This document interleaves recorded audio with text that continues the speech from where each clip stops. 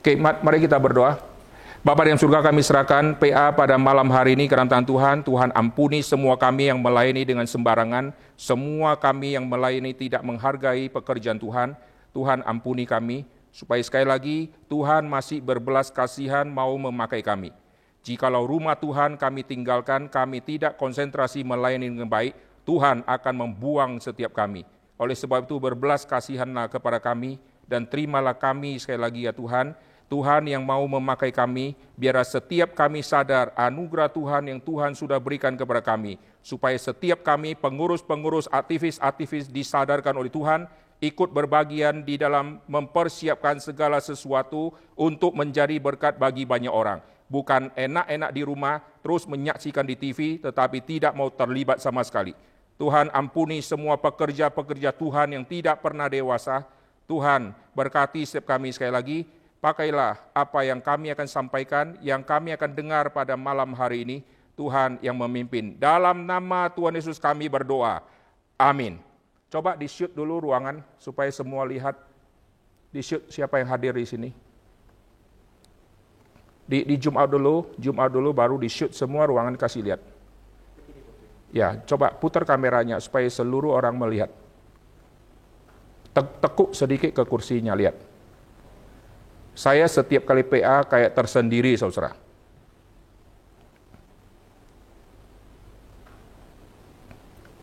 Ini setiap kali kita PA seperti ini.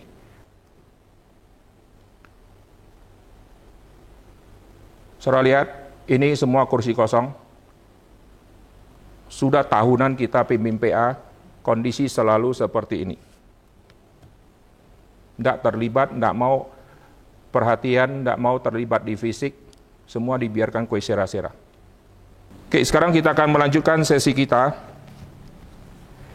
Kita akan melihat Yesaya pasal ke-53 ayat yang ketiga. Yesaya pasal ke-53 ayat yang ketiga. Yesaya pasal ke-53 ayat yang ketiga. Yesaya 53 ayat yang ketiga, ia dihina dan dihindari orang, seorang yang penuh kesengsaraan dan yang biasa menderita kesakitan. Ia sangat dihina sehingga orang menutup mukanya terhadap dia, dan bagi kita pun dia tidak masuk hitungan. Ia dihina, dihindari orang, seorang yang penuh kesengsaraan dan biasa menderita kesakitan. Saudara perhatikan Yesaya pasal 53 ayat ketiga, ini semua bicara tentang Yesus. Yesus yang seperti apa? Yesus yang penuh kesengsaraan lalu biasa menderita, saudara. Yesus yang penuh kesengsaraan, sengsara, dan biasa menderita, saudara. Jikalau Yesus biasa menderita kesakitan, hak apa kita orang Kristen hidup enak-enak dan tidak mau terlibat memikul salib lalu mengikuti Tuhan Yesus? Barang siapa yang tidak mau terlibat di dalam ikut sengsara, ikut menderita di dalam Kristus, orang itu tidak layak berdoa kepada Tuhan minta berkat dari Tuhan. Jikalau Yesus penuh dengan kesengsaraan, Yesus yang biasa menderita kesakitan, hak apa kita berkata, aku mau enak-enak saja? Kekristenan zaman hari ini, kekristenan yang begitu manja dan tidak tumbuh-tumbuh. Dikasih firman Tuhan, semua firman Tuhan sudah disampaikan, tetap tidak bertumbuh, karena dasar orangnya bebal dan hati tidak lembut untuk menerima firman. Oke, sekarang kita kembali. Yesus adalah contoh teladan di dalam penderitaan yang minggu lalu kita sudah bahas. Yesus adalah contoh teladan, nanti Paulus berkata, ikutlah teladanku. Seperti Paulus mengikuti teladannya Yesus. Lalu semua orang yang meneladani Paulus, mereka ibarat sedang meneladani Kristus, tetapi melalui contohnya Paulus. Kristus adalah satu-satunya yang menggenapkan semua tuntutan yang Bapa perintahkan dan Bapa kasih. Jadi kalau Yesus penuh dengan kesengsaraan, biasa menderita, lalu Paulus akan mengalami penuh dengan sengsaraan dan biasa mengalami penderitaan. Orang-orang yang mengikuti Paulus, mereka pun akan alami penuh kesengsaraan dan biasa menderita kesakitan. Sampai kepada zaman kita sengsara tidak mau, menderita tidak mau, tapi kalau doa, minta Tuhan segera memberkati. Tuntutan yang Tuhan beri, satu pun tidak mau dikerjakan, tetapi selalu minta Tuhan mengikuti tuntutan dari kita. Orang seperti itu tidak layak hidup di bumi, saudara. Oke, sekarang kita lanjut. Nanti saya akan mengkaitkan dengan penderitaan, dikaitkan dengan purgatori, lalu penderitaan dikaitkan dengan tulip, penderitaan dikaitkan dengan IPK, iman, pengharapan, dan kasih. Sekarang kita lihat prinsip-prinsipnya dulu. Yohanes 16 ayat ke-33. Yohanes pasal 16 ayat ke-33.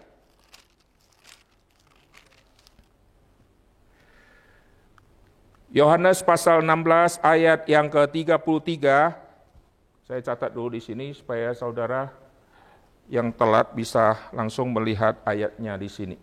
Yohanes 16 ayat ke-33. Semuanya itu kukatakan kepadamu, supaya kamu beroleh damai sejahtera dalam aku.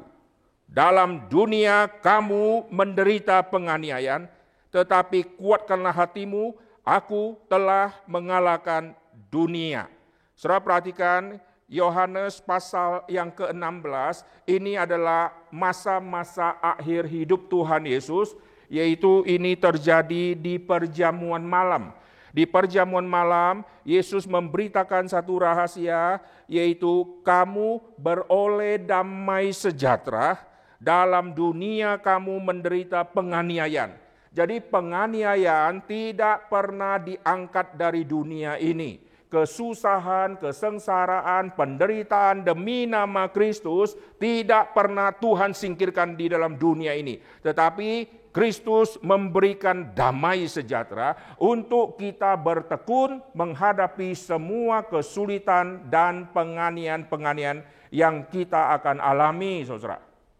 Barang siapa melayani tidak mau masuk ke dalam penderitaan demi nama Kristus, demi menjadi berkat bagi orang, dia tidak mau ikut menderita, orang itu kelak akan dihukum oleh Tuhan sampai waktunya tiba. Nanti Tuhan akan singkapkan banyak rahasia sehingga orang itu tidak berbagian di dalam banyak hal yang Tuhan mau kerjakan.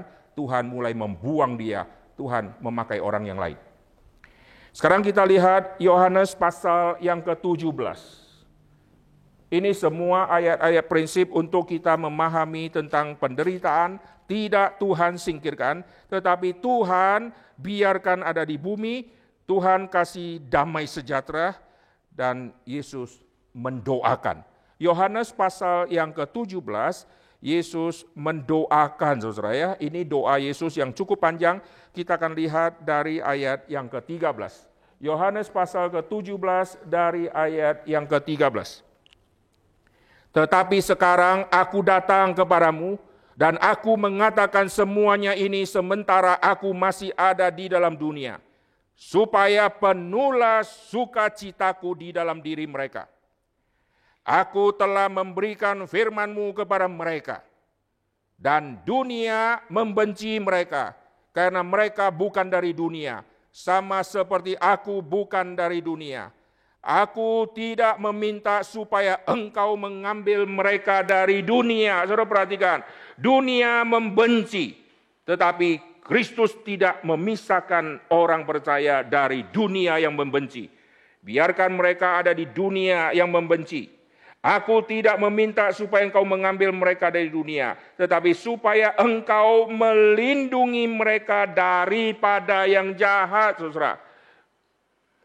Perhatikan di sini ada doa perlindungan, saudara. Di dalam Mazmur Daud, Mazmur mencatat banyak ungkapan mohon perlindungan daripada Tuhan. Waktu manusia berdoa kepada Tuhan, minta perlindungan dari Tuhan karena kesengsaraan, kesesakan, impitan, dan derita yang dia alami, dia minta Tuhan melepaskan dia daripada musuh. Tetapi seringkali Tuhan tidak lepaskan dia dari musuh, tetapi Tuhan memelihara dia waktu musuh menghimpit dia, saudara. Sampai kepada Injil Yohanes, bukan kita yang berdoa kepada Tuhan minta perlindungan, tetapi Kristus berdoa untuk kita. Lihat di ayat ke-15 tadi, aku tidak minta supaya engkau mengambil mereka dari dunia, tetapi supaya engkau melindungi mereka daripada yang jahat. Mereka bukan dari dunia sama seperti aku bukan dari dunia. Kuduskanlah mereka dan seterusnya. Jadi perlindungan dari Tuhan. Tuhan berikan kepada orang yang mau menderita demi Kristus. Perlindungan yang dari Tuhan, Tuhan berikan kepada orang yang dibenci oleh dunia. Kenapa dunia membenci? Karena murid-murid Kristus tidak pernah menganggap dunia sebagai tuannya. Tetapi Tuhan mereka adalah Kristus dan mereka selalu mengabdi kepada Kristus tanpa mencari muka kepada dunia, sehingga dunia mau mengesampingkan mereka. Oke, jadi kita sudah lihat penderitaan ini adalah penderitaan yang Tuhan izinkan. Tuhan tidak ambil manusia dari bumi yang membenci, tetapi Yesus berdoa supaya murid-murid mendapatkan perlindungan daripada yang jahat, saudara. Lalu Yesus juga berdoa untuk hasil yang dihasilkan oleh para murid, yaitu buah-buah yang dihasilkan oleh murid-murid Yesus. Yesus juga doakan ini semua, saudara. Kalau Yesus sudah berdoa untuk kita, masakan kita masih takut? Saya waktu di satu kota ada orang berkata, Pak, ada seorang ibu yang terus mendoakan pelayanan Bapak. Oh, saya waktu tahu saya kaget. Ibu ini terus mendoakan saya kaget luar biasa. Oh, kita senang karena ada orang mendoakan kita. Sekarang bayangkan, Yesus mendoakan para murid. Kita ganti kalimatnya. Yesus mendoakan kita yang sekarang ada di sini. Senang tidak? Kalau Yesus mendoakan kita, itu sukacita besar. Kenapa kita tidak bersyukur kepada Tuhan? Dan syarat Yesus mendoakan kita adalah murid-murid Kristus yang ada di dalam dunia yang membenci dia. Kenapa bisa membenci? Karena murid-murid setia mengabarkan tentang Kristus. Maka dunia membenci. Tidak ada kompromi, bicara terus kebenaran, lalu orang membenci. Saat itulah Tuhan memberikan perlindungan dari kesesakan yang dialami, saudara ya. Oke, ini semua prinsip-prinsip yang sangat menarik. Kita lihat lagi di 2 Timotius pasal yang kedua. Setelah kita membahas semua ayat-ayat kunci ini, kita nanti akan masuk membahas kaitan dengan 3 poin penting, yaitu ketekunan orang kudus, sama purgatori, sama IPK, iman, pengharapan, dan kasih. 2 Timotius pasal yang kedua. Perhatikan 2 Timotius pasal yang kedua. Ayat yang ke-9. Karena pemberitaan Injil inilah aku menderita, malah dibelenggu seperti seorang penjahat, tetapi firman Allah tidak terbelenggu. Karena pemberitaan Injil inilah aku menderita. Jadi menderita ada sebabnya, saudara. Menderita bukan karena kita berdosa. Menderita bukan karena kita sakit penyakit karena salah makan. Menderita bukan karena kita sengaja akhirnya mencemplungkan diri terhadap kesusahan. Akhirnya kita jatuh bangkrut. Kita main sesuatu judi yang menghasilkan keuntungan besar. Lalu kita menderita. Lalu kita kena tangkap, kita masuk penjara, lalu kita berdoa, aku sudah menderita demi nama Tuhan. Omong kosong, saudara ya. Ini menderita demi Injil. Waktu menderita demi Injil di 2 Timotius di pasal yang kedua tadi, lihat di ayat ke-9. Karena Injil ini aku menderita. Aku dibelenggu karena Injil ini. Aku seperti penjahat, seperti Injil ini. karena Injil ini. Aku seperti penjahat karena Injil ini. Tetapi firman Allah tidak terbelenggu. Oke? Ini semua tema penderitaan yang sangat penting. Nah, sekarang coba kita lihat dari semua ayat-ayat ini, kita akan masuk kaitkan dengan ketekunan orang kudus. Ketekunan orang kudus ini masuk di dalam tema tulip. Dan ketekunan orang kudus ini selalu dikaitkan dengan keselamatan tidak hilang. Artinya apa? Seorang yang sudah diselamatkan, selama-lamanya tetap selamat. Oke? Nah, apa hubungan ketekunan orang kudus yang dikaitkan dengan keselamatan tidak hilang, dikaitkan dengan penderitaan? Nah, ini menarik, saudara ya.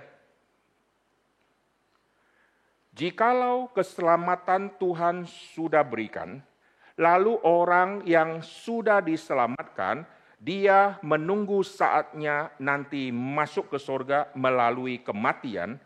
Kalau dia masih ada umur 50 tahun baru dia mati,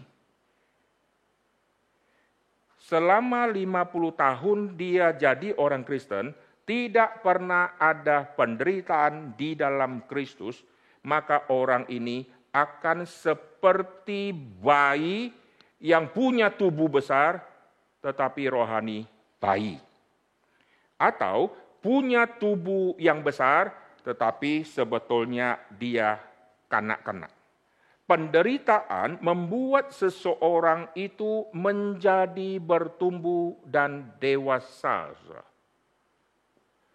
Seorang bayi sampai berumur dewasa, dia akan mengalami terlalu banyak penderitaan. Jikalau seorang bayi tidak pernah alami penderitaan, maka bayi ini setelah besar, ini mirip seperti seorang boneka, saudara. Yang digoyang, langsung goyang-goyang. Tidak ada kekuatan, tidak ada ekspresi, tidak ada semacam pertumbuhan dan kematangan. Boneka itu mukanya sama, digoyang sebentar langsung goyang. Dan wajahnya seperti sesuatu yang diam dan tidak ada mimik dan tidak ada ekspresi. Bayi yang dibesarkan tidak ada penderitaan, lalu bayi ini akan bertumbuh nanti setelah dewasa kayak monster, saudara ya. Monster yang tampangnya bayi dan lucu, tetapi sebetulnya di dalam dirinya tidak ada sesuatu apapun. Oke, sekarang kita kembali. Seorang bayi dia mulai akan alami kesulitan, yaitu nanti dia mulai akan alami semacam sinar. Waktu dia dilahirkan, dia mulai akan silau, saudara. Dia waktu silau, dia terus tutup matanya, maka selama-lamanya matanya tidak akan bisa melihat dengan baik. Maka seorang bayi begitu matanya sudah mendeteksi ada sinar, dokter biasanya kasih tahu, ambil senter, gerakkan senter di depan mata dia. Waktu dia lihat ada sinar, matanya akan mengejar sinar, saudara. Padahal itu sangat silau. Dan jangan kasih senter yang tajamnya luar biasa ya. Sekedar ada lampu, sinar, lalu jangan yang tajam, nanti matanya jadi rusak. Lalu dia akan mengejar yang sinar itu. Matanya waktu lirik-lirik, lalu matanya mulai mendeteksi cahaya, mulai gerak-gerak, padahal itu tidak mengenakkan untuk matanya. Nanti dia terus akan melihat cahaya. Dari lihat cahaya mulai pelan-pelan terbentuk. Benda yang dia lihat mulai terbentuk. Dan waktu dia lihat satu barang, dia mulai akan pegang, dia akan deteksi, dia akan cari tahu barang ini apa. Dia tidak bisa mendeteksi dengan meraba lalu dapat kesimpulan. Maka bayi akan pegang barang itu, dia akan deteksi melalui dia masukkan ke mulut. Mulut adalah alat pendeteksi yang paling perdana untuk seorang anak. Maka apapun yang dia pegang, dia masukkan ke mulut. Dia kalau sentuh sesuatu, dia tidak tahu ini apa, tidak bisa. Begitu dia sudah cicipi, dia akan kayak mendeteksi ini apa.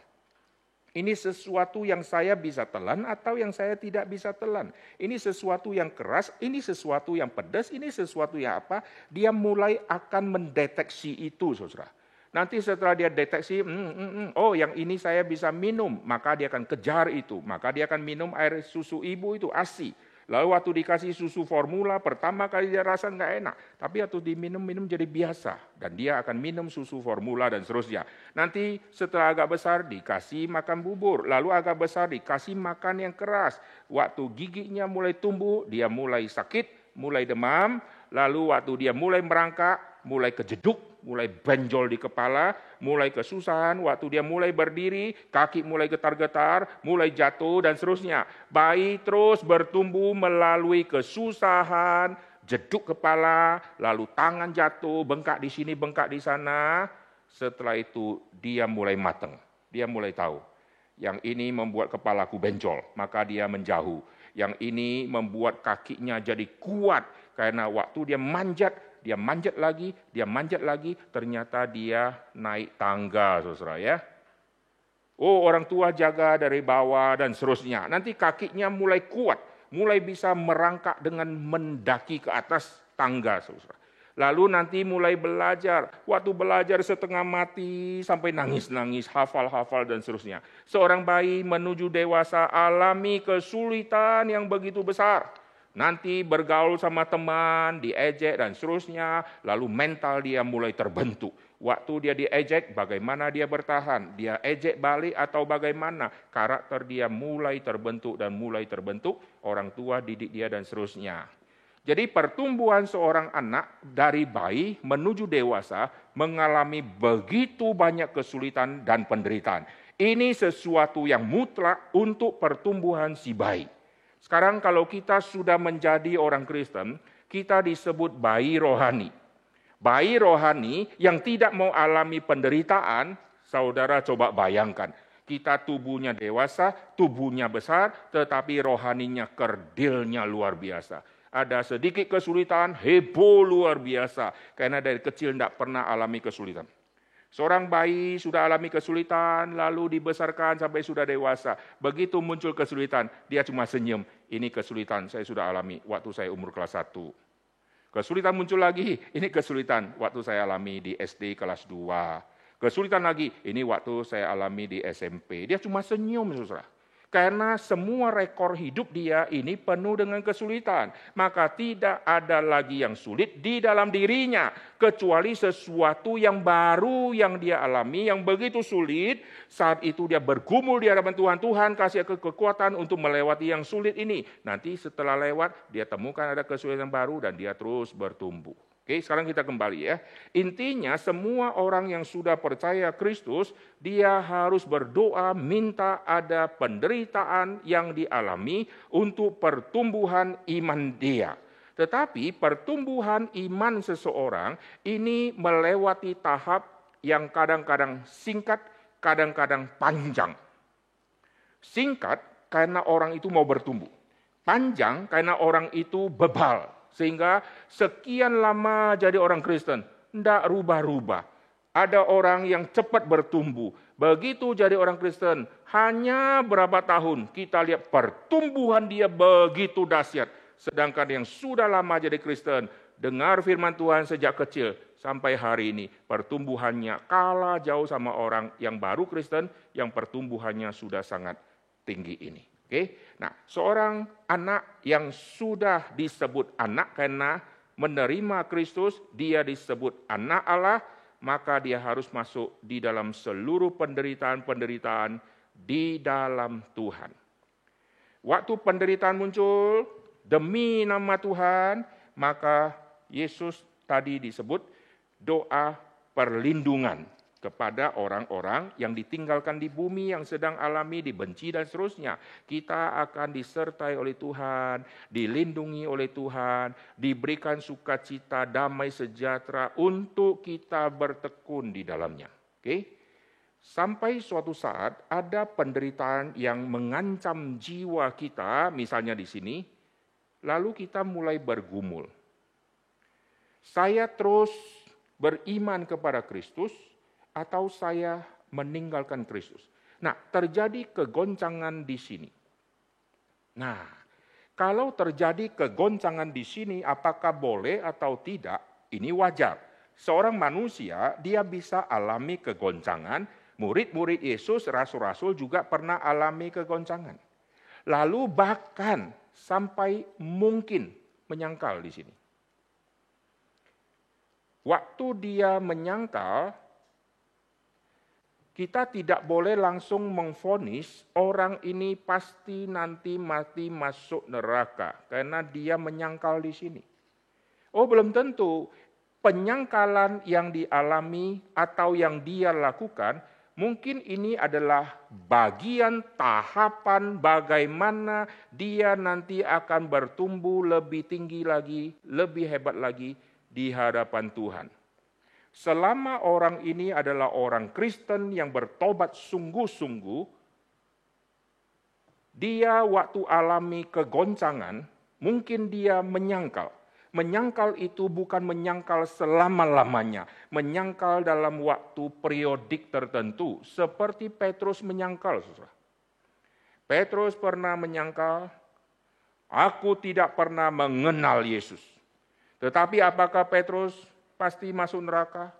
Belum, hidupnya masih belum akhir. Masih ada tahapan di depan, saudara.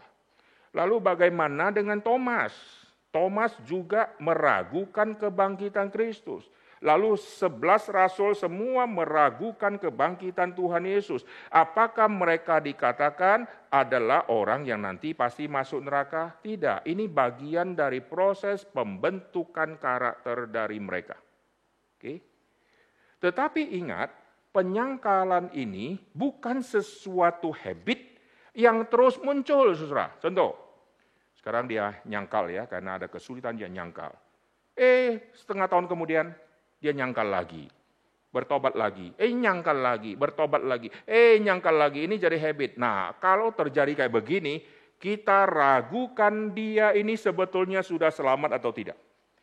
Di dalam Alkitab, saudara-saudara perhatikan, murid-murid Kristus, waktu mereka meragukan Kristus, mereka bukan meragukan secara terus-menerus, terulang-terulang, tidak, saudara ya.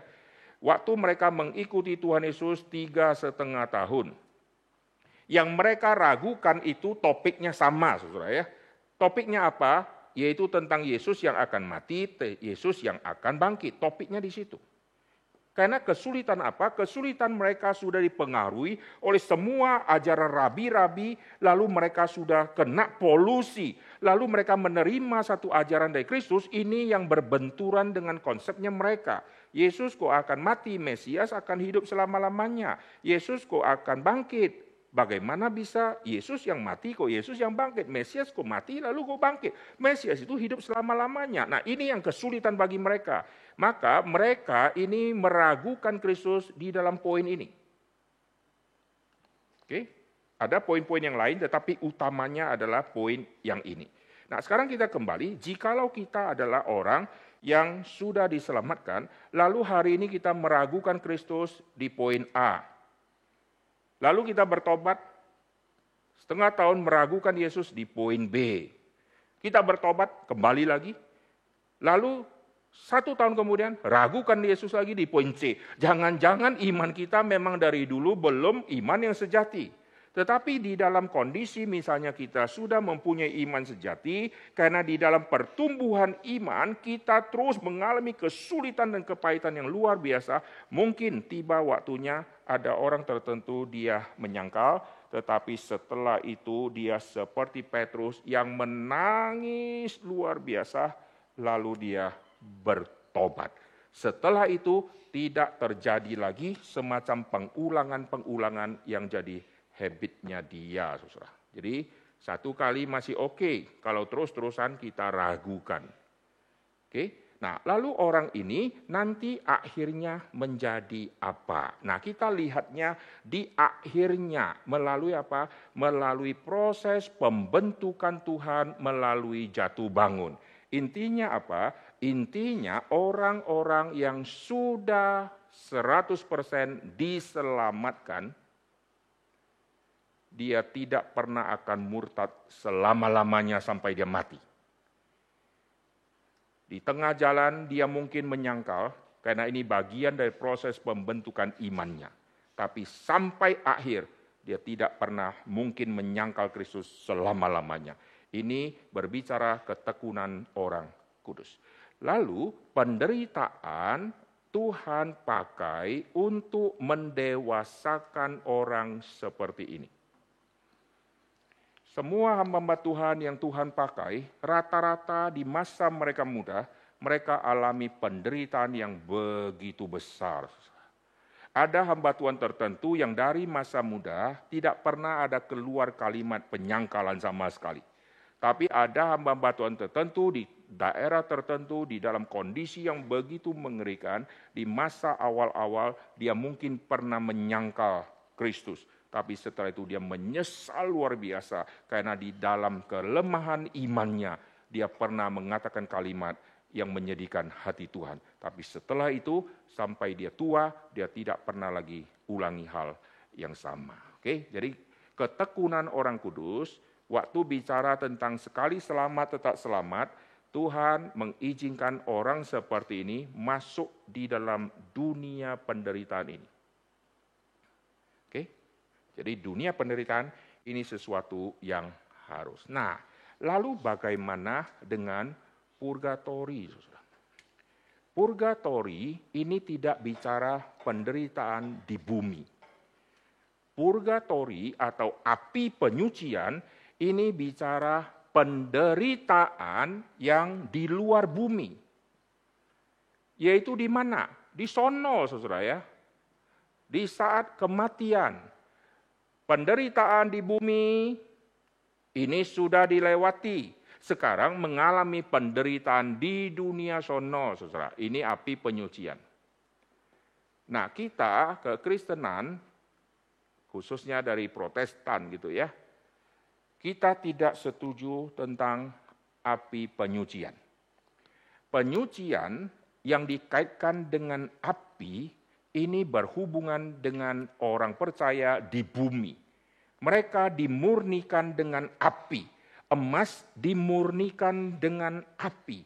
Dan waktu bicara api ini berhubungan dengan penderitaan.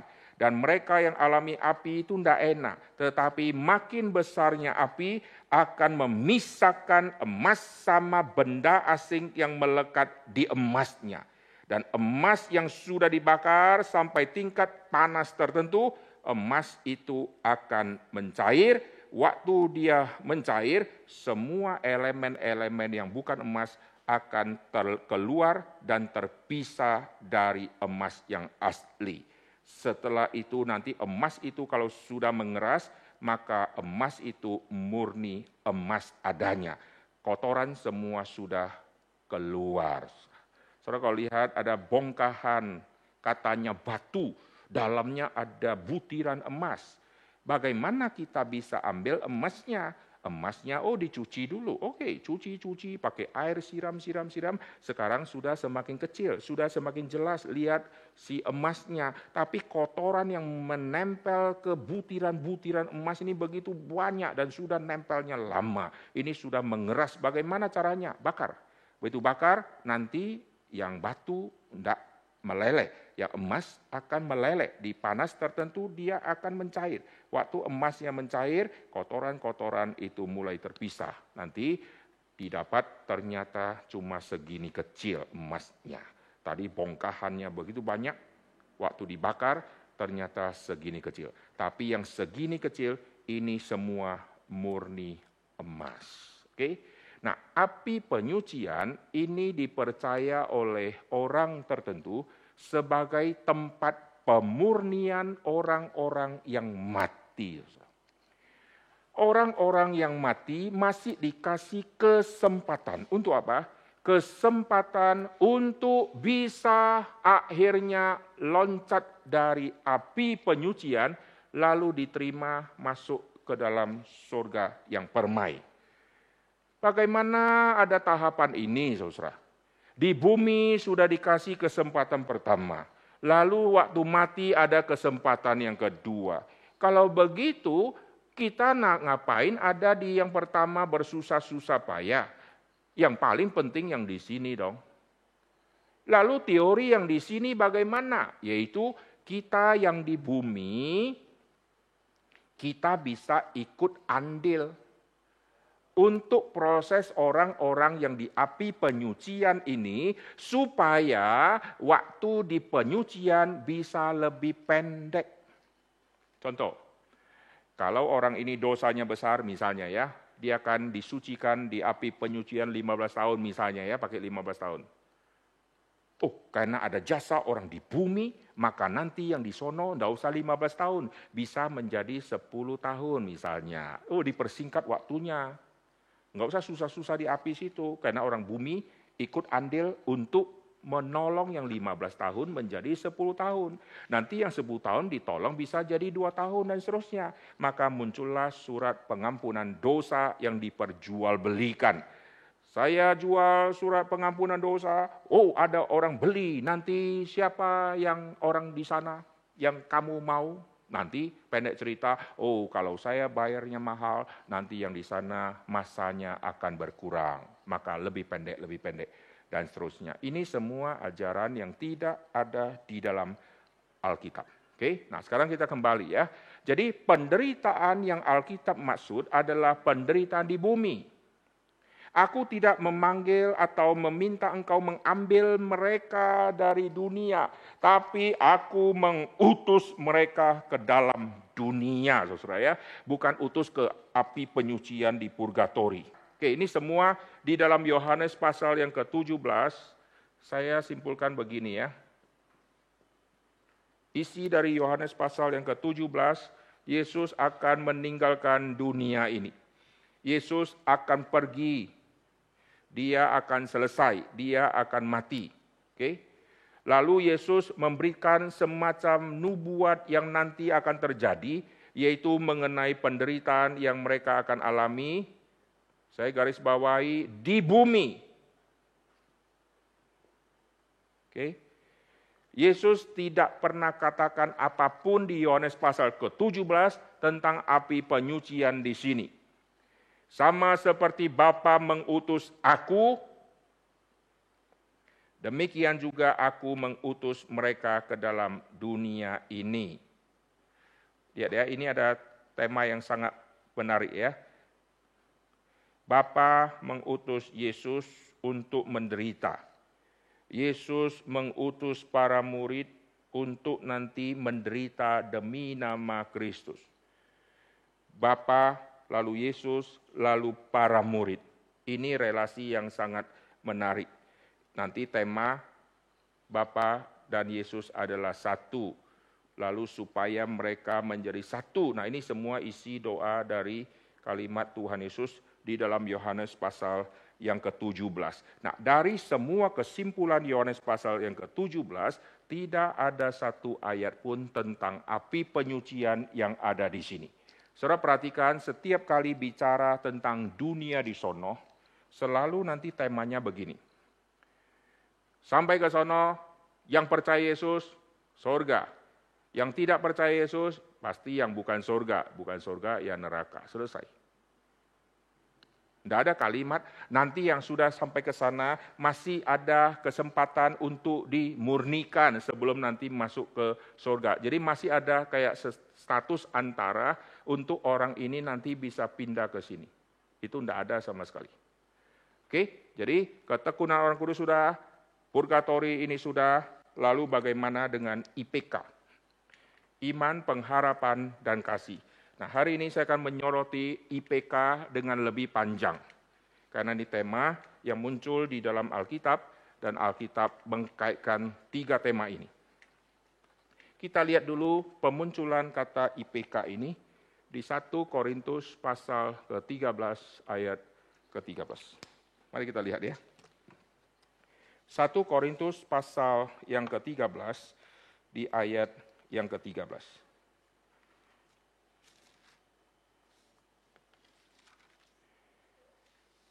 demikianlah tinggal ketiga hal ini, yaitu iman, pengharapan, dan kasih. Dan yang paling besar di antaranya ialah kasih. Iman, pengharapan, dan kasih. Urutan ini bisa balik-balik ya. Kenapa urutan ini bisa balik? Karena nanti kita akan lihat komposisi urutan ini memang dibalik. Iman, pengharapan, dan kasih. Wah, ini ajaran yang sangat penting yang tidak ada di agama manapun yang mengkaitkan iman dengan pengharapan plus kasih. Sekarang kita lihat Kolose pasal yang pertama. Kolose pasal pertama ayat 3 sampai 5. Paulus selain di 1 Korintus, di kitab Kolose dia juga menggabungkan tema ini. Tapi nanti urutannya agak berbeda. Kolose pasal yang pertama, mari kita lihat. Kolose pasal pertama ayat ke-3 sampai ke-5. Kami selalu mengucap syukur kepada Allah, Bapa Tuhan kita Yesus Kristus, setiap kali kami berdoa untuk kamu. Karena kami telah mendengar tentang imanmu, saudara ya. Lihat, kami telah mendengar tentang imanmu dalam Kristus Yesus. Nah, iman tertuju kepada Yesus. Ini nanti kita akan singgung. Jadi bukan iman kepada benda, iman kepada pakaian Yesus, iman kepada sesuatu yang digunakan oleh Yesus, tidak. Imannya langsung kepada pribadinya Yesus. Dan tentang kasih-Mu terhadap semua orang kudus. Kasih kepada semua orang. Orang apa? Orang kudus. Iman, kasih. Oleh karena pengharapan di ayat ke-5, nah ini keluar iman, kasih, pengharapan. Oleh karena pengharapan yang disediakan bagi kamu di sorga, tentang pengharapan itu telah lebih dahulu kamu dengar dalam firman kebenaran, yaitu Injil. Pengharapan yang model apa? Pengharapan yang diterima, dan inti dari pengharapan didapat melalui Injil. Perhatikan ya, iman kepada Yesus Kristus. Pengharapan didapat dari berita Injil. Kamu dengar dari firman kebenaran, yaitu Injil. Lalu kasih kepada semua orang kudus. Nah, sekarang saya akan ajak saudara untuk melihat yang kasih. Lihat di 1 Petrus, pasal yang pertama, dari ayat 1 sampai 8. Minggu lalu kita sudah membahas juga dua tokoh ya, Paulus sama Petrus. Ini juga Paulus, 1 Korintus. Paulus, Kolose. Petrus, 1 Petrus. Mari kita lihat 1 Petrus pasal yang pertama. Dua tokoh ini adalah tokoh penting di dalam Kisah Rasul. 1 Petrus pasal yang pertama. Perhatikan 1 Petrus pasal yang pertama, dari ayat 1 sampai ayat yang ke-8.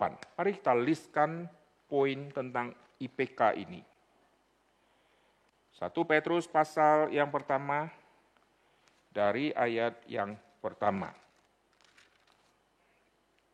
Dari Petrus, Rasul Yesus Kristus, kepada orang-orang pendatang yang tersebar dan seterusnya, yaitu orang-orang yang dipilih sesuai dengan rencana Allah Bapa kita dan yang dikuduskan oleh Roh supaya taat kepada Yesus Kristus dan menerima percikan darahnya. Kiranya kasih karunia dan damai sejahtera dan seterusnya. Ayat ketiga. LAI langsung kasih judul pengharapan, iman, dan kasih. Nah, ini menarik ya. Kita lihat ayat ketiga. Terpujilah Allah Bapa Tuhan kita Yesus Kristus, yang karena rahmat-Nya yang besar telah melahirkan kita kembali oleh kebangkitan Yesus Kristus dari antara orang mati kepada suatu hidup yang penuh pengharapan. Lihat, pengharapan ini dari mana? Dari berita yang kamu dengar, kebenaran yang kamu dengar. Kebenaran yang kamu dengar ini, itu apa? Injil, yang tadi di kitab Kolose. Sekarang bagaimana dengan yang Petrus? Kebenaran, pengharapan dari mana? Dari berita tentang kebangkitan Yesus. Kebangkitan Yesus ini Injil, saudara ya. Sama ya, pengharapan fokusnya ke Injil. Kepada suatu hidup yang penuh pengharapan, untuk menerima suatu bagian yang tidak dapat binasa. Pengharapan menuju ke ujung sana, yaitu kekekalan sorga yang tidak binasa, tidak cemar, tidak dapat layu, tersimpan di sorga bagi kamu, pengharapan yang di ujung sana ya. Yaitu kamu yang dipelihara dalam kekuatan Allah karena imanmu. Nah, pengharapan sekarang keluar tema iman. Karena imanmu sementara kamu menantikan keselamatan yang telah tersedia untuk dinyatakan pada zaman akhir. Iman menantikan keselamatan. Keselamatan itu adalah Injil. Oke? Kita lanjut, perhatikan semua ini ya. Bergembiralah akan hal itu, sekalipun sekarang ini kamu seketika harus berduka cita oleh berbagai-bagai pencobaan. Maksud semuanya itu untuk membuktikan kemurnian imanmu, yang jauh lebih tinggi nilainya daripada emas yang fana, yang diuji kemurniannya dalam api. Sehingga kamu memperoleh puji-pujian dan kemuliaan dan kehormatan pada hari Yesus menyatakan dirinya. Sekalipun kamu belum pernah melihat Dia, namun kamu mengasihinya. Lihat di sini. Kasih. Kasih fokusnya ke siapa? Sekarang kembali ke sini ya. 1 Korintus pasal 13 ayat 13, iman, pengharapan, kasih. Kolose 1 ayat 3 sampai 5, iman kepada Yesus Kristus. Kasih kepada semua orang kudus. Pengharapan melalui Injil. Nah, lihat di sini. Kasih kepada orang kudus. Ada satu poin yang kurang di tema kasih. Pengharapan ke Injil. Iman ke Yesus. Lihat 1 Petrus 1 ayat 1 sampai 8, pengharapan Injil. Iman, Injil. Kasih, perhatikan 1 Petrus 1 ayat ke-8. Sekalipun kamu belum pernah melihat Dia, namun kamu mengasihinya. Kamu percaya kepada Dia, kasih kepada Yesus. Nah, ini menarik, saudara ya. Jadi inti sari dari IPK, iman, pengharapan, dan kasih, ini adalah tentang Yesus, tentang Injil keselamatan. Setiap kali bicara tentang Kristus kah, tentang Injil kah, berarti keluar tema penderitaan. Barang siapa yang hidup demi Injil, pasti menderita. Barang siapa yang meninggikan Kristus pasti menderita. Maka tema iman pasti dihubungkan dengan penderitaan, tema pengharapan dihubungkan dengan penderitaan, tema kasih dihubungkan nanti dengan tema penderitaan. Nah, ini kita akan kaitkan IPK dihubungkan dengan penderitaan. Oke, kita lanjut ya. Iman berhubungan dengan penderitaan, pengharapan berhubungan dengan penderitaan. Apakah Alkitab menyaksikan hal ini? Mari kita lihat ya. Waktu Alkitab memunculkan tema-tema ini, nanti tema penderitaan dimasukkan di dalam cerita itu. Kita lihat Ibrani pasal yang ke-11. Perhatikan Ibrani pasal yang ke-11. Bagaimana penulis Ibrani menghubungkan 3 tema ini. Oke, kita lihat Ibrani pasal yang ke-11. Di ayat yang pertama, dia kasih definisi yang sangat penting. Ibrani pasal yang ke-11, di ayat yang pertama. Iman adalah dasar dari segala sesuatu yang kita harapkan. Ayat 1, dia kaitkan iman dan pengharapan.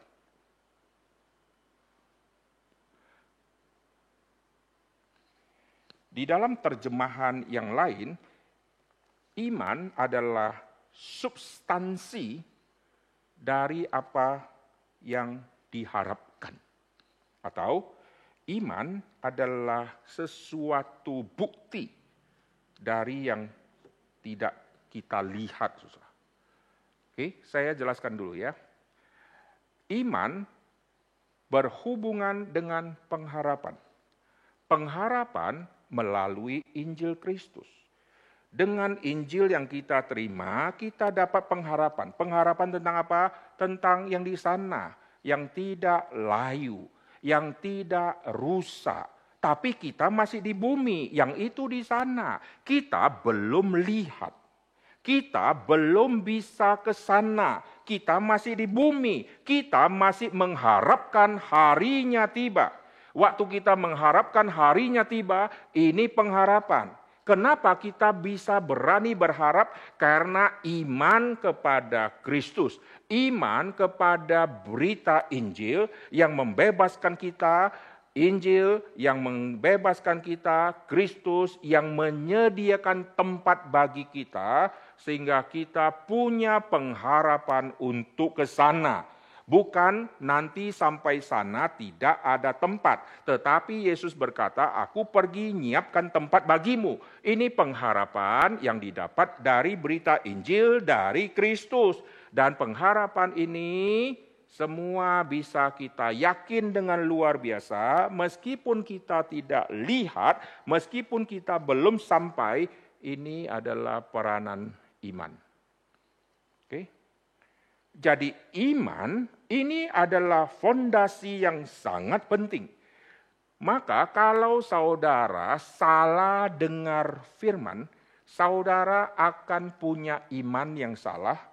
Lalu iman akan mempengaruhi pengharapan yang salah.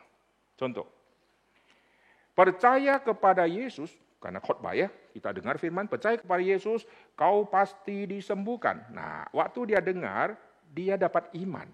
Iman kepada firman yang salah, maka imannya salah. Waktu iman yang salah, dia imani, maka pengharapannya juga akan salah, karena fondasi pengharapan ini imannya salah, maka pengharapan juga salah. Maka nanti dia akan berdoa, minta Tuhan sembuhkan dia. Pengharapan dia pasti sembuh. Tidak usah ke dokter, buang semua alat medis, Yesus pasti sembuhkan saya. Melalui berita firman yang kudengar, aku imani. Tidak ada sakit di tubuhku, saya cabut semua. Saya harus berkata saya sehat. Meskipun ada dokter berkata saya sedang sakit, saya tolak semua sakit. Saya klaim saya sehat. Inilah orang yang beriman yang konyol, lalu berpengharapan jadi ngaco. Alkitab katakan, iman timbul dari pendengaran dan pendengaran akan firman Kristus. Oke. Kalau firman Kristus menjadi sesuatu inti berita dan inti sari dari apa yang dikhotbahkan, maka iman akan bertumbuh, iman akan berfondasi kepada Kristus yang dia dengar. Kalau firman-Nya bukan Kristus, bukan yang benar maksudnya ya, yang non-Kristus, bukan yang benar, maka dia akan mendapatkan iman yang koslet ini. Pengharapan dia akan koslet karena imannya koslet. Oke. Lalu iman dan pengharapan dihubungkan dengan penderitaan. Di mana? Ibrani pasal ke-11. Lihat ayat yang pertama, iman dia kaitkan dengan pengharapan. Lalu dia listkan semua daftar orang-orang yang saleh-saleh, yang suci-suci. Perhatikan kita loncat, nanti dia gabungkan dengan penderitaan. Lihat dari ayat ke-23. Waktu dia sampai kepada Musa, dia munculkan tema penderitaan. Ibrani pasal yang ke-11 di ayat yang ke-23. Karena iman, Ibrani pasal 11, 23, yang Musa dia angkat kasus iman.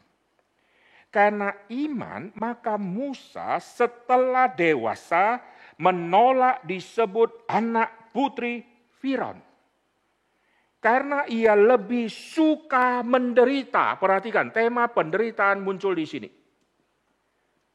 Dia lebih suka menderita sengsara dengan umat Allah daripada sementara menikmati kesenangan dari dosa. Ia menganggap penghinaan karena Kristus. Jadi kunci penderitaan ini juga Kristus. Sekarang kita sudah dapatkan linknya. Iman fokusnya Injil atau Kristus. Pengharapan fokusnya Injil atau tentang Kristus. Kasih ini fokusnya tentang Kristus. Kasih kepada Kristus. Barulah nanti kita bisa mengasihi orang-orang percaya yang lain. Inti dari kasih, inti dari hukum Taurat, kasihi Tuhan Allahmu, kasihi sesamamu manusia. Nah, nanti kita baru akan singgung yang itu. Sekarang kita kembali ke Ibrani pasal 11 ayat ke-23, waktu bahas tentang imannya Musa. Musa karena iman melihat ke depan, dia tolak untuk yang sementara yang ada. Yang sementara yang ada, dia dianggap anak putri Firaun. Dia tolak yang sementara, tapi matanya tertuju ke depan. Dia tolak yang sementara, yaitu tanah Mesir, tapi matanya melihat ke tanah perjanjian. Nah, ini menarik. Karena dia menolak kesenangan yang sementara, maka Musa masuk diam penderitaan. Karena dia dipanggil untuk memimpin bangsa Israel keluar dari Mesir, dan demi dia taat kepada Tuhan, maka dia akan alami penderitaan di dalam mengikuti tiang awan dan tiang api, menghadapi bangsa Israel yang begitu tegar tengkuk dan seterusnya. Oke, kita lanjut. Ayat ke-26, ia menganggap penghinaan karena Kristus. Penderitaan, fokusnya mesti Kristus. Penghinaan karena Kristus sebagai kekayaan yang lebih besar daripada semua harta Mesir. Ini Ibrani mencatat rahasia yang tidak pakai samar-samar. Musa menderita demi Kristus. Oh, kalau orang tidak belajar Alkitab dengan baik, mereka berkata, Yesus tidak ada di PL. Orang PL tidak pernah mengenal Yesus, karena Yesus baru lahir di perjanjian baru. Ibrani sudah mencatat, menganggap penghinaan karena Kristus. Jadi Musa mengenal Kristus. Yesus berkata, Musa menulis tentang aku. Bagaimana Musa yang menulis tentang Kristus, tapi tidak kenal Kristus? Lucu, saudara ya. Jadi Musa sudah kenal Kristus, dan dia menganggap penghinaan karena Kristus sebagai kekayaan yang lebih besar dari semua harta di Mesir. Sebab pandangannya dia arahkan kepada upah, yaitu sesuatu yang di ujung sana, yaitu pengharapan. Karena iman, maka ia telah meninggalkan Mesir dengan tidak takut akan murka raja. Ia bertahan sama seperti ia melihat apa yang tidak kelihatan. Nah, ini jabaran dari Ibrani 11 ayat 1. Ia bertahan sama seperti ia melihat. Oke, sekarang kita kembali Ibrani pasal 11 ayat yang pertama. Iman adalah dasar dari segala sesuatu yang kita harapkan dan bukti dari segala sesuatu yang tidak kita lihat. Jadi ayat 1, iman dikaitkan dengan pengharapan. Yang ayat 23 dan seterusnya, Musa mempunyai iman dan dia mempunyai pengharapan melihat ke depan. Ayat 27, karena iman maka ia telah meninggalkan Mesir dengan tidak takut. 28, karena iman maka ia mengadakan Paskah. Iman kepada domba Paskah. Iman kepada Paskah, yaitu aturan yang Tuhan tetapkan. Ini nanti bicara tentang Kristus yang adalah domba Paskah. Oke, karena iman maka dan seterusnya, karena iman dan seterusnya. Sekarang perhatikan dari ayat 36 sampai 40. Ibrani pasal 11, 36 sampai 40. Saya baca dulu ayat yang ke-32. Dan apakah lagi yang harus aku sebut, sebab aku akan kekurang waktu apabila aku hendak menceritakan tentang Gideon, Barak, Simson, Yefta, Daud, dan Samuel, dan para nabi. Jadi tokoh-tokoh semua sudah diliskan, lalu dikasih kesimpulan, masih ada lagi tokoh-tokoh yang lain. Maka dia liskan. Oke. Ayat ke-33. Yang karena iman telah menaklukkan kerajaan-kerajaan. Jadi tokoh di pasal 11 dari ayat ke-36 sampai 40 yang tadi kita sudah lihat list-list sebelumnya. Waktu masuk 36 sampai 40 kita akan lihat dia gabungkan apa nanti. Di sini dia sebutkan ada iman. Oke, kita lanjut dulu ya. Ayat 33 ada iman. Ayat 34 mematikan api yang dahsyat, ini penderitaan. Mereka telah luput dari mata pedang, telah beroleh kekuatan dalam kelemahan, telah menjadi kuat dalam peperangan. Ayat yang ke-36. Ada pula yang diejek. Ini masuk di dalam penderitaan. Ini tadi di ayat 33. Lalu sekarang masuk di dalam penderitaan.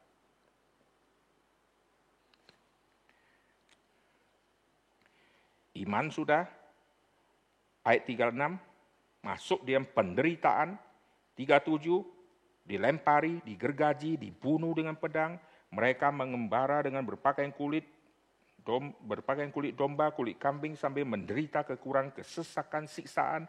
Dunia ini tidak layak bagi mereka, mereka mengembara di padang gurun, di pegunungan dan seterusnya.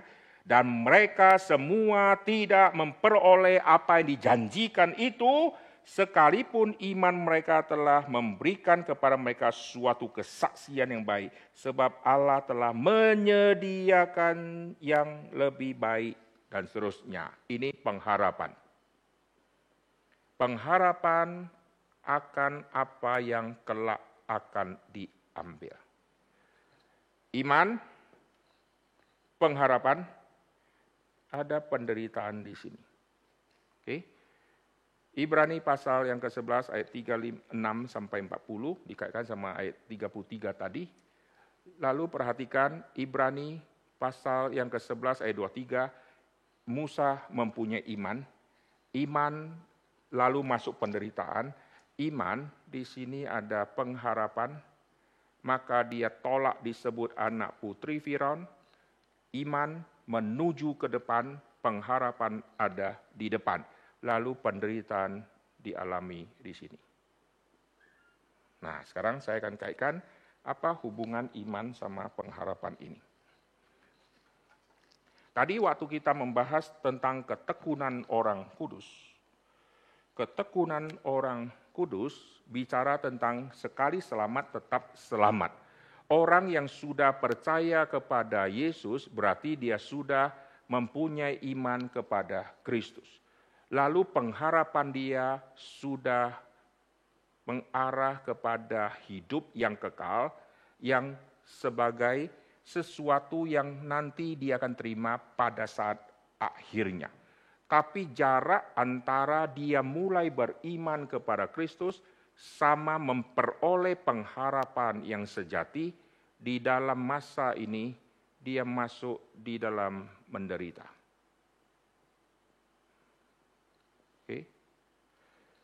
Penderitaan Kalau kita noleh ke mundur, kita akan menemukan fondasinya iman yang kokoh di hadapan Tuhan. Kalau kita nolehnya ke depan, kita akan melihat pengharapan setelah masa penderitaan berakhir.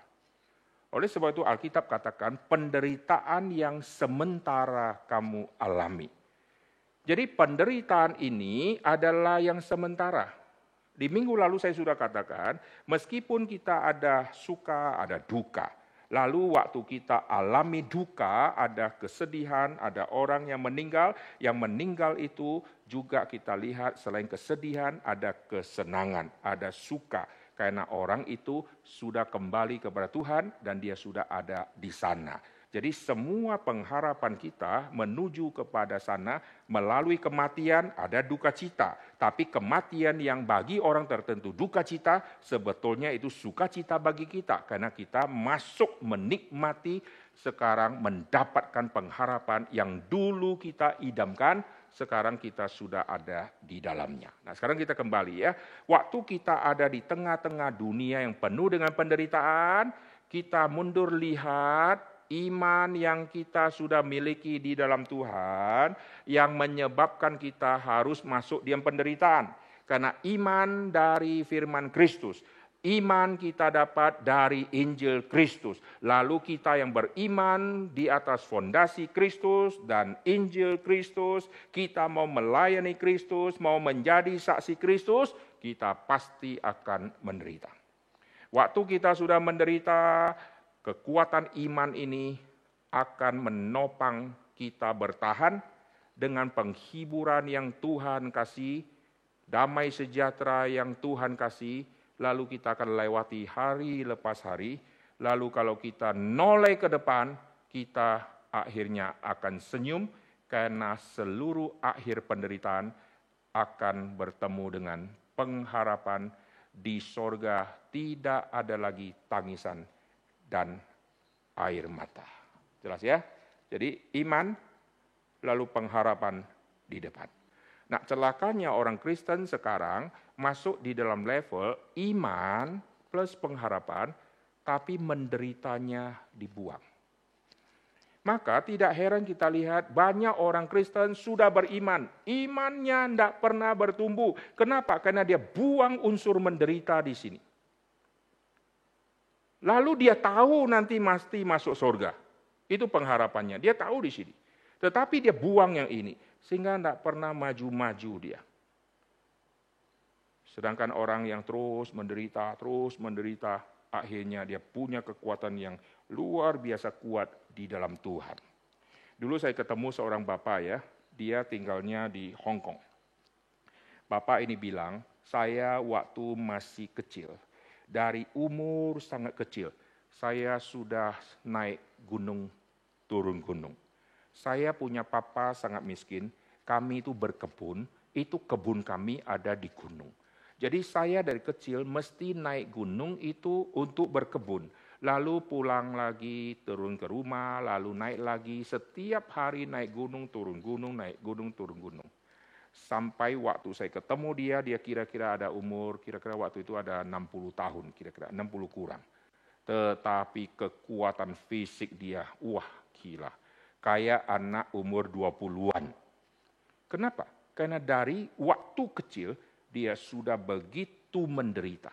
Saya kalau layani ibu-ibu yang sudah berumur tetapi masih tampangnya sehat, masih bisa gerak. Langsung saya ngomong satu kalimat. Ibu waktu masih muda pasti pekerja keras. Langsung dia senyum. Betul Pak, kok Bapak tahu? Kalau muda tidak pekerja keras, tidak mungkin sudah tua bisa kayak begini. Banyak orang sekarang salah. Dia mulai jalan pagi. Setelah umur 65 sudah begini jalan pagi. Meskipun ya tidak ada alasan terlambat ya, lebih mending daripada enggak. Jalan pagi mesti dari masa kanak-kanak. Coba kalau dari masa kanak-kanak, masa remaja sudah rajin seperti ini. Waktu dia berumur 60, jantungnya sudah terlatih sejak kecil sudah sehat. Sekarang orang divonis Engkau sakit ini, sakit ini, sakit ini. Kau harus banyak jalan. Baru dia mulai jalan, saudara. Terlambat, saudara. Jalannya sudah begini. Mestinya dari mudah. Banyak hamba-hamba Tuhan juga sama. Waktu masih sehat, tidak mau gunakan waktu sebanyak-banyaknya untuk pekerjaan Tuhan. Akhirnya nanti setelah dia berumur, dia tidak menjadi hamba Tuhan yang kokoh dan kuatnya luar biasa. Karena di masa muda, dia jauhi diri dari penderitaan melayani Tuhan. Tetapi orang yang terus menderita di dalam melayani Tuhan, dia punya stamina, kekuatan mental dia luar biasa dijaga dan dipelihara oleh Tuhan. Inilah yang membuat kami kagum waktu kami bertemu dengan hamba-hamba Tuhan pelosok-pelosok. Kenapa? Mereka punya iman kepada Kristus. Mereka punya pengharapan nanti mati pasti diterima oleh Tuhan. Tetapi di dalam hidup mereka alami semua kesulitan.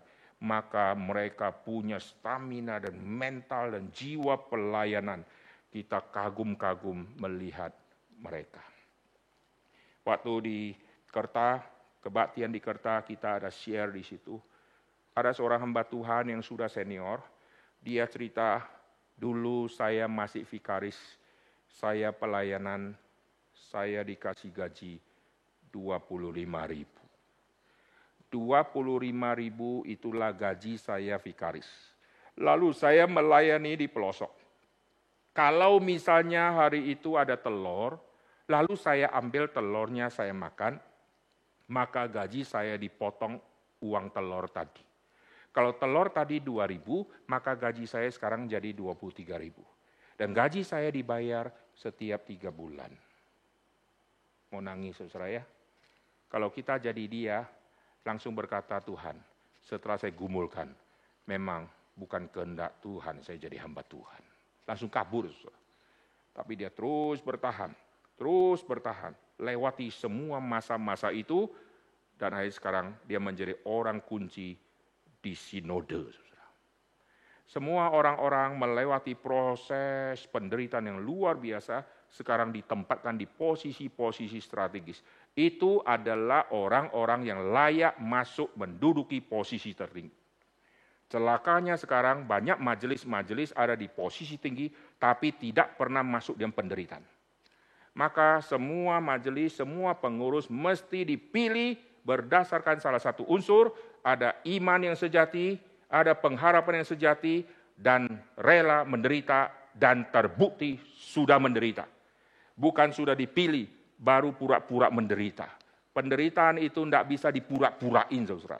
Orang yang rela mau menderita sama tidak terlihat semua jelas. Oke, nah, hamba Tuhan itu sekarang sudah diberkati oleh Tuhan, dan orang yang menjadi orang kunci. Ada satu hamba Tuhan yang masih sangat muda, harap dia ada lihat video ini ya. Dia keturunan dari seorang pendeta. Waktu saya melayani di Pulau Sumba, dia masih sekolah SMP, saudara. Waktu itu dia masih sangat kecil, saya melihat dia ada satu kakaknya, dua-duanya masih sekolah, masih sangat mungil. Saya khotbah di sekolah dia, dan sekarang yang satu yang tadi SMP, dia sudah sekolah teologi. Dia sudah lulus dan dia sudah master. Dia dikirim ke satu tempat pelosok, lalu dia cerita, aduh mau nangis dia.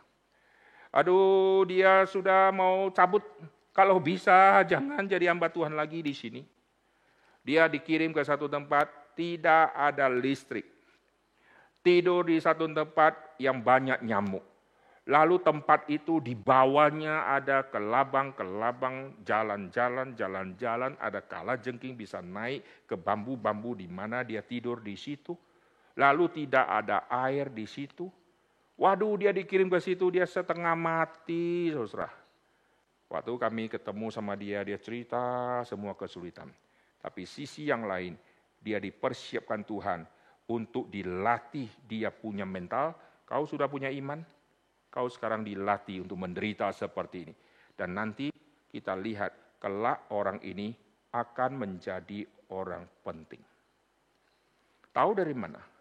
Tahu dari penderitaan yang Tuhan izinkan dia alami di masa dia masih vikaris. Orang yang Tuhan izinkan banyak penderitaan, Tuhan akan memakai dia nanti di hari kemudian. Lalu di dalam pembicaraan, ngobrol sama dia, kamu punya rencana masa depan itu apa? Saya mau jadi dosen teologi. Wah, orang kalau sudah masa muda menderita waktu dia jadi dosen, dia bukan memindahkan bahan dari buku ke orang lain. Tapi waktu dia belajar sesuatu, waktu dia sampaikan dari hati yang paling dalam karena dia sudah menderita demi nama Kristus. Saya tinggal melihat orang ini nanti kelak setelah selesai vikaris, kapan dia dipendetakan, nanti dia tinggal di mana, lalu berikutnya bagaimana, ini menjadi objek studi saya mengamati orang ini. Ada satu hamba Tuhan saya ketemu di Rote, di dalam pembicaraan sama dia, harap dia juga nonton ya, kalau tidak hari ini harap suatu saat dia nonton. Orang ini begitu baik, waktu kami kenalan sama dia, terus kami tanya dia, Ibu sebelum di Rote, Ibu ada di mana? Dia sebutkan, saya ada di satu tempat namanya Boking. Orang TTS Timur, Tengah, Selatan pasti tahu yang namanya Boking. Boking adalah tempat yang sangat miskin. 10 tahun lebih yang lalu, saya kirim satu orang ke sana. Saya antarin teman itu ke satu titik perbatasan karena menuju ke Boking akan lewat di situ dan mobil akan sulit untuk menembus ke situ karena jalannya rusak. Maka saya tinggalkan satu orang di simpang sana, lalu kita sudah siapkan biskuit dan seterusnya. Lalu di situ dia cari ojek untuk menuju ke sana. Waktu saya lepaskan dalam hati saya, Tuhan, orang ini Tuhan jaga. Ini daerah yang begitu susah, begitu miskin. Akhirnya dia berangkat, kami tidak bisa kontak dia, beberapa hari di situ tidak ada sinyal, lalu tidak lama kemudian beberapa hari kemudian dia balik. Lalu saya tanya dia, gimana pelayanan kamu ke Boking? Dialah orang pertama yang masuk ke Boking. Orang itu dulu usaha di Jakarta masih kecil, masih biasa. Dia seorang yang luar biasa ulet. Sekarang dia punya usaha sangat diberkati oleh Tuhan. Dia punya rumah besarnya luar biasa. Dan orang ini dulu ikut saya kirim naik ojek pergi ke Boking. Nah, saya tidak sebutkan namanya ya, orang Jakarta dengar ini dia pasti tahu siapa orangnya. Orang ini nyumbang gereja miliatan. Dia sumbang piano miliatan, saudara. Orang ini ikut saya kasih dia ke pelosok. Dan dia terima, dan dia senang. Lalu waktu dia pulang, saya tanya dia, gimana kamu? Aduh Pak, di situ saya nggak makan Pak. Lalu, stok biskuit gimana? Nggak ada warung, nggak ada yang kita kenal. Lalu saya naik ojek, saya booking ojeknya ikut saya terus. Kalau dia pulang, saya nggak bisa pulang nanti. Ojek yang dia dapat, dia booking terus berapa hari, ikut dia. Kamu tidur di mana? Saya numpang tidur di sekolah. Tidur di sekolah di mana? Di lantai. Di situ tidak ada air minum, tidak ada makanan. Dia setiap hari cuma makan biskuit yang dia bawa, saudara. Jadi bagi berdua sama tukang ojeknya. Lalu layani siswa di situ. Itu daerah yang sangat miskin. Lalu saya kasih tahu pendeta yang kami ketemu di Rote. Lalu saya bilang, tim kami sudah ke sana. Pendeta itu ngomong begini, Pak, waktu saya sekolah teologi sudah selesai, kami masuk di dalam pengutusan. Lalu semua mahasiswa akan diutus ke pelosok-pelosok, ada yang di kota, ada yang ke dalam, lalu satu persatu ditanyain. Siapa yang mau ke Boking? Semua tunduk kepala karena tahu Boking itu seperti apa. Saudara lihat nanti di peta ya, TTS, Timur, Tengah, Selatan, cari wilayah Boking. Sekarang sudah ada jalan bagus menuju sana, dulu setengah mati. Lalu semua tidak ada orang angkat tangan. Pendeta ini seorang wanita, dia cantik, dia angkat tangan. Saya mau ke Boking. Semua teman tepuk tangan. Mungkin dalam hati, puji Tuhan bukan aku, tapi kamu. Waktu dia angkat tangan, dia mau ke Boking, dia seorang wanita. Keluarga pasti tidak setuju, lu cari mati di situ. Dia berani ambil langkah untuk menuju ke sana. Sampai ke sana, dia baru tahu, di situ miskin luar biasa. Orang di situ yang dia layani, orang yang sangat miskin. Uang yang dia dapatkan untuk gaji dia tidak cukup untuk dia hidup. Bagaimana dia bisa bertahan hidup sehari demi sehari. Aduh, apakah dia salah langkah atau apa. Tapi dia terus bergumul di hadapan Tuhan dan Tuhan terus jaga dia. Sehari lepas sehari dia lewati sampai akhirnya selesai masa praktek dia di Boking. Waktu kami ketemu dia gembala sidang di salah satu gereja di pusat kota di Rote. Sampai hari ini saya masih ada Facebookan sama dia, saudara ya. Saya send foto-foto dulu sama dia. Dulu masa muda dia cantik sekali. Sekarang badannya agak gemuk. Harap dia dengar dia tidak tersinggung ya. Memang sekarang agak gemuk. Dulu dia setengah mati. Nah, orang-orang di masa muda, vikaris-vikaris yang mau demi Kristus menderita, yang mau merendahkan diri, orang itu akan ditinggikan. Orang itu menjadi gembala sidang. Dan sekarang posisi dia saya nggak tahu, dia sekarang melayani di mana, saya tidak tanya-tanya detail-detail lagi. Oke, sekarang kita kembali ya. Kecelakaan besar terjadi di gereja. Orang tidak mau menderita, tidak mau pikul salib, tetapi masuk menduduki posisi yang tinggi. Akhirnya pekerjaan Tuhan banyak terhambat, karena posisi tertinggi diduduki oleh yang malas-malas. Harap gereja Tuhan diisi dengan orang yang rela menderita. Dan orang yang rela militan demi Tuhan. Jikalau tidak, gereja tidak ada pengharapan. Oke, sekarang kita lanjut. Perhatikan tadi iman, lalu pengharapan di dalam kitab 1 Petrus pasal 1 ayat 1 sampai 8 ada kasih. Nah, hari ini saya akan selesaikan tema ini. Perhatikan, waktu saudara sedang menderita, saudara jangan lupa ada tema kasih. Di dalam 1 Korintus pasal 13 ayat ke-13, iman, pengharapan, dan kasih. Yang paling tinggi adalah kasih. Nah, ini menarik. Kenapa? Karena banyak orang, waktu dia ada di dalam dunia penderitaan, maka hambarlah kasihnya. Banyak orang di dalam dunia penderitaan, dia mulai melupakan kasihnya kepada Kristus. Dan di dalam penderitaan yang dia alami, dia mulai rasakan dia penuh kekurangan, dia lupa kasihnya kepada semua orang kudus. Kebanyakan orang yang sedang menderita, dia masuk kepada ekstrim pelit.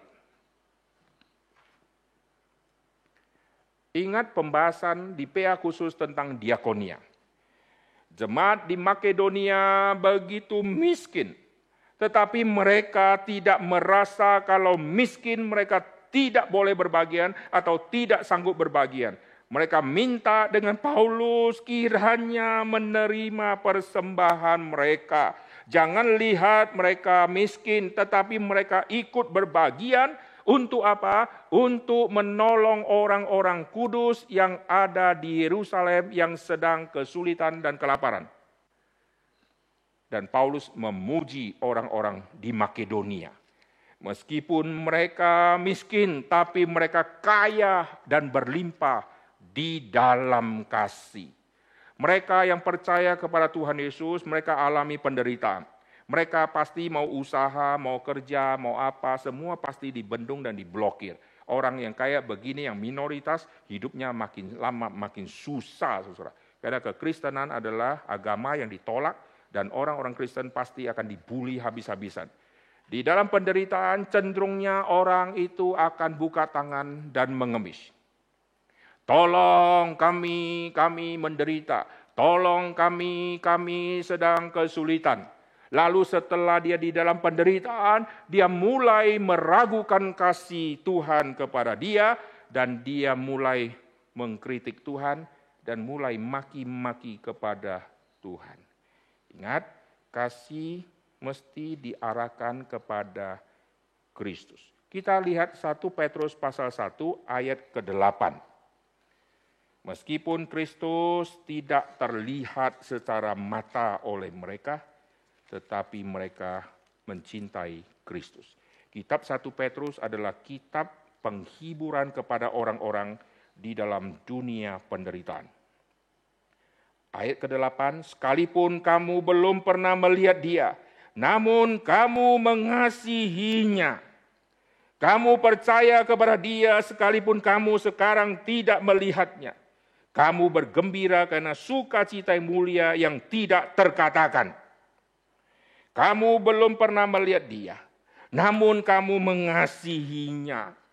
Oh, di dalam dunia penderitaan seperti itu, mereka masih tetap berpegang kepada kasih yang adil, kasih yang benar, kasih yang suci. Tidak mempersalahkan Tuhan, tapi terus mengasihi Kristus. Nah, sekarang kita kembali ya, waktu iman yang sejati di hadapan Tuhan, maka Tuhan akan membawa kita ke dalam anugerah penderitaan. Anugerah penderitaan itu hanya sementara, karena akan diakhiri dengan pengharapan hidup yang kekal. Di dalam dunia penderitaan yang sementara bisa berapa puluh tahun, bisa 50 tahun, bisa 30 tahun, dan seterusnya. Di dalam penderitaan seperti itu, kasih kadang-kadang menjadi hilang, dan kasih menjadi yang tidak penting. Karena semua orang menderita selalu menunggu belas kasihan dari orang lain. Di dalam Alkitab, kita yang penuh dengan kesusahan, kita yang penuh dengan sengsara, tetapi kita terus melimpahkan kasih kepada orang lain. Karena teladan Kristus yang biasa alami sengsara dan biasa alami penderitaan, tapi Kristus terus memberi. Kristus yang terus memberi, bahkan memberi nyawanya. Saudara, kalau lihat simbol kekristenan itu salib. Berarti simbol kekristenan itu adalah penderitaan, salib. Banyak orang pakai kalung salib, tapi hidupnya mewah. Banyak orang pakai gantung kayu salib sebagai gantungan kalung dia, tapi hidupnya tidak pernah tahu berapa penderitaannya Kristus. Kita orang Kristen mengerti salib itu adalah penderitaan. Di atas kayu salib, Yesus masih menyatakan kasih-Nya. Kasih-Nya yang membebaskan, menyelamatkan orang yang ada di samping salib. Yesus waktu menderita tidak tangan begini minta-minta. Tolong saya, murid-murid, tolong kirim makanan, kirim minuman. Waktu Yesus berkata, aku haus, karena itu 7 perkataan kayu salib yang harus digenapkan. Oke? Jadi Yesus adalah contoh teladan di dalam menyatakan kasih saat mengalami puncak penderitaan. Kita yang sedang di dalam penderitaan yang kita alami, penderitaan yang biasa, iman kita sedang diuji di dalam api, tetapi ingat, kita harus jalankan kasih. Yang terutama itu adalah kasih. Ini yang paling sulit. Sambil menderita, sambil berbelas kasihan menolong orang lain. Sambil menderita, sambil semakin berlimpah kasih kepada Tuhan. Ini yang sangat sulit. Banyak orang sambil menderita, sambil meragukan Tuhanku hidup atau tidak. Sambil menderita, sambil menghitung untung rugi. Sebelum jadi Kristen, hartaku begini. Setelah jadi Kristen, saya jadi miskin kayak begini. Mulai hitung untung rugi diri.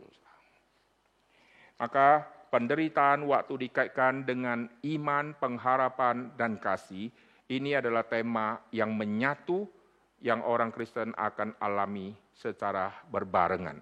Saat kita menderita, kasih kita sedang diuji. Saat kita menderita, iman kita sedang diuji. Saat kita menderita, pengharapan di depan kita sedang diuji. Kau masih mengharapkan sesuatu di depan? Sesuatu yang akan kau terima? Air mata sudah tidak ada lagi? Mengapa sekarang kau penuh air mata dan kau sudah bersungut-sungut? Bukankah nanti akan diakhiri dengan tidak ada air mata lagi? Pengharapan akan diuji, iman diuji, kasih diuji. Semua ini Tuhan pakai penderitaan. Maka kita sebagai orang Kristen perlu berdoa, Tuhan, kirim kesusahan. Amin. Nggak berani ya.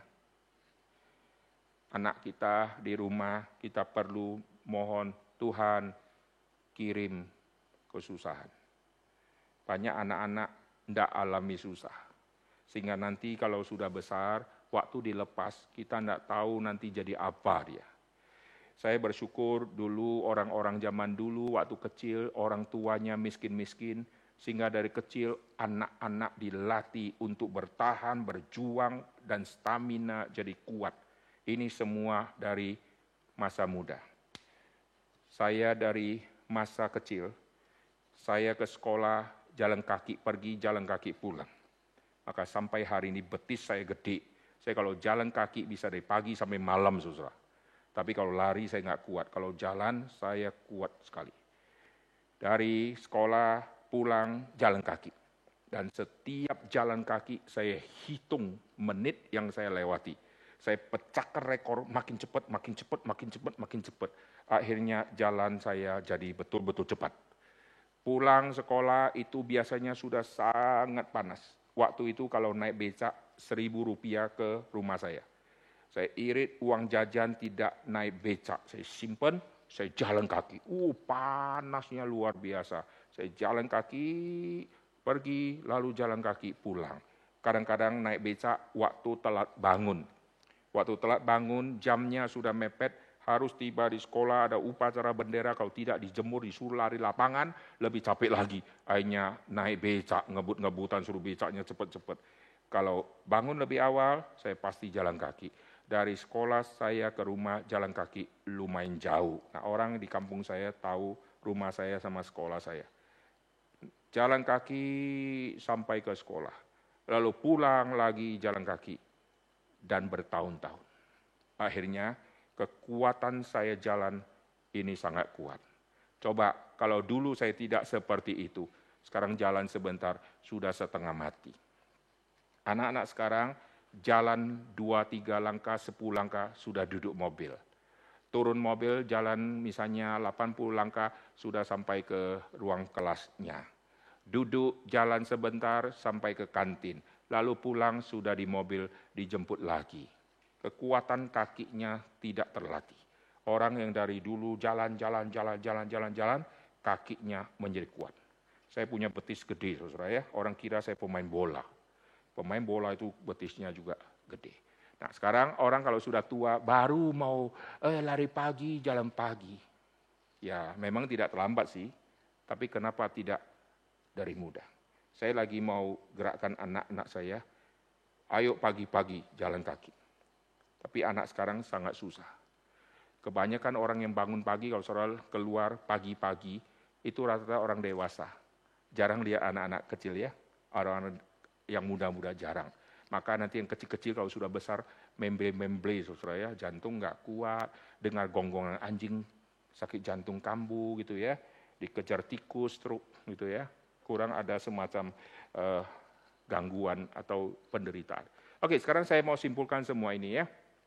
Jadi IPK, iman, pengharapan, dan kasih yang paling utama adalah kasih. Semua tema ini tadi kita sudah lihat, baik yang diajarkan oleh Paulus dan Petrus dan kitab Ibrani, ini semua berhubungan dengan kaitan dengan penderitaan. Dan 3 pilar ini, iman, pengharapan, dan kasih, ini adalah pilar yang sangat penting yang terus mendampingi di dalam penderitaan. Waktu menderita, imanku bagaimana? Waktu menderita, pengharapan di dalam Tuhanku bagaimana? Waktu menderita, apakah di dalam penderitaan saya masih terlibat di dalam kasih kepada orang kuduskah? Atau masih mengasihi Kristus? Meskipun saya tidak melihat Kristus, tapi kasihku berlimpah kepada Kristus. Kristus memberi penghiburan, Kristus mendampingi aku. Sampai akhir hidup saya, air mata dihapus oleh Kristus, dan kita selama-lamanya bersama dengan Kristus. Wah, itu pengharapan yang sejati. Mari kita berdoa. Bapa di dalam surga, kami berterima kasih untuk semua yang sudah kami dengarkan. Kami bersyukur untuk semua catatan kitab suci yang mendorong setiap kami, yang mengarahkan setiap kami untuk kami mengerti rahasia tentang penderitaan yang sejati. Kami berterima kasih Tuhan menghidupkan iman kami yang sebelumnya mati melalui pengorbanan Kristus di atas kayu salib. Kami yang imannya mati sekarang sudah dihidupkan. Dan pada saat iman kami dihidupkan, kami yang sudah diselamatkan, kami otomatis diberikan pengharapan, jaminan yang pasti di dalam Kristus, kami akan beroleh hidup yang kekal. Tetapi kami juga diberikan semacam kepastian untuk menderita demi iman yang kami sudah miliki, dan demi kesaksian tentang Kristus yang harus kami saksikan di bumi selama kami masih hidup. Dan saat kami menyaksikan kami akan masuk dalam penderitaan demi penderitaan, tapi Kristus berdoa untuk kami, Kristus memberikan penghiburan kepada setiap kami, dan Roh Kudus diberikan untuk mendampingi kami, Roh penghibur mendampingi setiap kami. Dan pada saat kami mengalami penderitaan di dalam Kristus, Tuhan menguji kasih di dalam diri kami, apakah sudah hambar atau masih ada. Kami bersyukur ya Tuhan, jikalau Tuhan mengizinkan penderitaan sebagai bukti untuk membuktikan kemurnian iman setiap kami. Oleh sebab itu kami berdoa, jikalau kami yang hidup kurang mengalami penderitaan, Tuhan berilah penderitaan kepada kami, supaya kami bertumbuh di dalam jalur yang benar, supaya kami disiapkan menjadi seorang anak Tuhan yang betul-betul matang secara mental, rohani, dan fisik, untuk menjadi prajurit Kristus yang handal untuk melayani Tuhan seumur hidup kami. Dengar doa kami ya Tuhan, dalam nama Tuhan Yesus kami berdoa. Amin. Saudara sekalian, kita akan nyanyi satu lagu, kita akan memberikan persembahan. Kita nyanyi lagu Bangkitkan Jiwaku, kita akan memberikan persembahan untuk pekerjaan Tuhan melalui wadah GRI di tempat ini. Ayo. Ku datang padamu Tuhanku, ku bersandar pada firman-Mu. Dengarlah doaku yang hina dan bangkitkan jiwaku yang lesu. Oh Tuhan, bangkitkan jiwaku.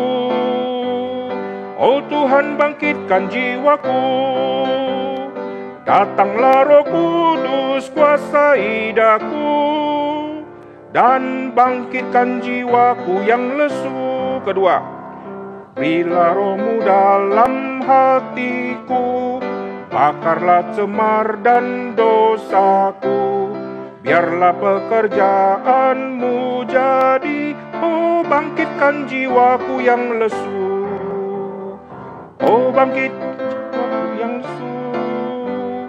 Oh Tuhan, bangkitkan jiwaku. Datanglah Roh Kudus, kuasai daku dan bangkitkan jiwaku yang lesu. Ketiga, bangkitkanlah aku ya Tuhan, agar ku sukacita dalam-Mu. Biarku, ini teksnya nggak muncul ya. Bangkitkan jiwaku yang lesu. Oh Tuhan, bangkitkan jiwaku. Oh Tuhan, bangkitkan jiwaku. Datanglah Roh Kudus, kuasai daku dan bangkitkan jiwaku yang lesu. Mari kita berdoa. Bapa di dalam surga, kami berterima kasih untuk semua yang Tuhan sudah kerjakan melalui kelas PH ini. Tuhan, ampuni kami jikalau selama ini kami belum bertumbuh di dalam melayani Tuhan. Dan kami tidak serius di dalam menangani semua hal yang berhubungan dengan pekerjaan Tuhan. Padahal kami mengetahui di dalam Alkitab, apapun yang kamu kerjakan, lakukan seperti untuk Tuhan. Tapi kami sering lakukan bukan untuk Tuhan, tetapi untuk babu-babu. Tuhan, ampuni kami ya Tuhan, karena Tuhan tidak lagi kami hargai di dalam ibadah, di dalam kehidupan kami. Biarlah ada pertobatan yang sungguh-sungguh terjadi, khususnya di tempat ini, sehingga apapun yang kami kerjakan sungguh-sungguh Tuhan berkenan. Siapa saja yang Tuhan libatkan untuk melayani, Tuhan berikan hati yang takut dan gentar di hadapan Tuhan, sehingga semua yang kami kerjakan setiap hari sungguh-sungguh semua yang terbaik untuk Tuhan. Jikalau hari ini kami ada gagal, biar kami minta ampun untuk minggu depan tidak gagal lagi, demikian seterusnya. Tetapi yang sering terjadi, sekali kami gagal, seterusnya kami terus mengalami kegagalan dan tidak pernah bangkit dan tidak pernah bertumbuh. Tuhan ampuni kami, Tuhan belas kasihanlah kepada kami, sehingga kami masih Tuhan layakkan untuk menjadi berkat bagi banyak orang. Kami juga berdoa bagi tempat-tempat yang lain, gereja-gereja lain, Tuhan juga berkati semua mereka, semua live streaming yang sungguh-sungguh mengkhotbahkan kebenaran firman Tuhan. Tuhan berkati semua siaran-siaran, sehingga tidak ada firman yang lolos, tidak ada perkataan firman yang terputus, tetapi semua perkataan firman bisa diterima dengan baik, dan orang akan bertumbuh imannya di hadapan Tuhan. Dengar doa kami ya Tuhan, dalam nama Tuhan Yesus kami berdoa. Amin.